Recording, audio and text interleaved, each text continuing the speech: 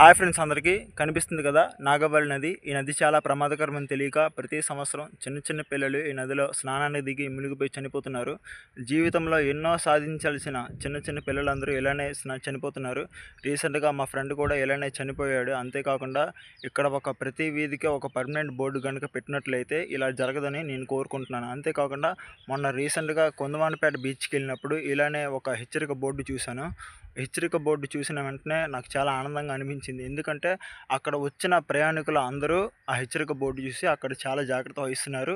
చాలా జాగ్రత్తగా స్నానం చేస్తున్నారు. అలాగే ఇలా కూడా నాగవల్లి నదిలో ప్రతి వీధికి ఒక హెచ్చరిక బోర్డు కనుక పెట్టినట్లయితే చాలామంది ప్రాణాలు కోల్పోకుండా ఉంటారని నేను కోరుకుంటున్నాను. అలానే చాలామంది ప్రాణాలు కాపాడే వాళ్ళు మీరు అవుతారని నేను కోరుకుంటున్నాను.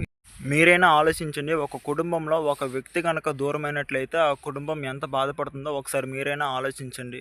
దయచేసి ఇప్పటికైనా ప్రతి వీధికి ఒక హెచ్చరిక బోర్డు పర్మనెంట్ది కనుక పెట్టినట్లయితే చాలామంది ప్రాణాలు కాపాడేవారు అవుతారని నేను కోరుకుంటున్నాను. ఇట్లు మీ మణికంఠ.